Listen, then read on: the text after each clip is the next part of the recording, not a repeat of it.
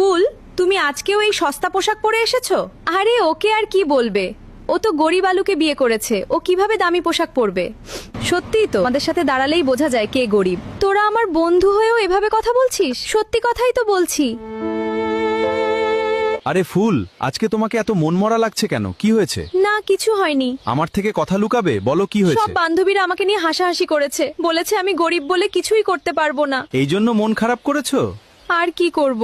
শোনো ফুল, তুমি একদম চিন্তা করো না। আমি খুব তাড়াতাড়ি বিদেশে গিয়ে অনেক টাকা ইনকাম করব। তখন আমাদেরও বড় বাড়ি হবে, গাড়ি হবে, সুখের সংসার হবে।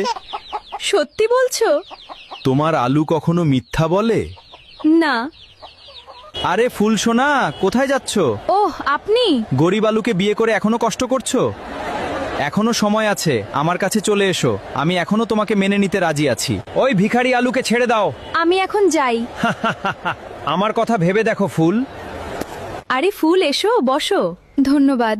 হয়তো তুমি আগে কখনো এত দামি সোফা দেখোনি। শোনো, আলুকে ছেড়ে বেগুনকে বিয়ে করে নাও, নালে সারা জীবন গরিবই থেকে যাবে। আমি পরে আসি। ওহ, আজকে রুটি খুব সুন্দর হয়েছে। মা, আমাকে আরেকটা রুটি দাও। অনেক হয়েছে, আর না। কি হয়েছে ফুল? আমি আর তোমার এই গরিবই সংসার করতে পারবো না। কি বলছো তুমি? আমি চলে যাচ্ছি। কোথায় যাবে? বেগুনের কাছে। ফুল, এসো ফুল, আমি তোমার জন্য অপেক্ষা করছিলাম। ফুল, একবার ভেবে দেখো, আমাদের বাচ্চার কথা ভাবো। মা, তুমি কোথায় যাচ্ছ? সরে যাও, আমি আর গরিবের সংসারে থাকবো না। আমি এখন বেগুনের সাথে সুখে শান্তিতে থাকবো। এই তো বুদ্ধিমানের কাজ। চলো যান, এখান থেকে চলে যাই। বাবা, মা কোথায় গেল? মা কবে ফিরে আসবে? আমি জানি না বাবা, আমি জানি না। আব্বু, আম্মু আমাদের ছেড়ে চলে গেল কেন? কাঁদিস না সোনা, আজ থেকে আমি তোর বাবা, আমিই তোর মা। তুই দেখিস, একদিন সব ঠিক হয়ে যাবে। আমি সবসময় এমন লাক্সারি জীবন চেয়েছিলাম। ওই গরিব আলু আমাকে গরিবী জীবন ছাড়া কিছুই দিতে পারেনি। এই কারণে আমি আমার বাচ্চাকে ছেড়ে তোমার কাছে চলে এসেছি। হ্যাঁ, তুমি ঠিক সিদ্ধান্তই নিয়েছো।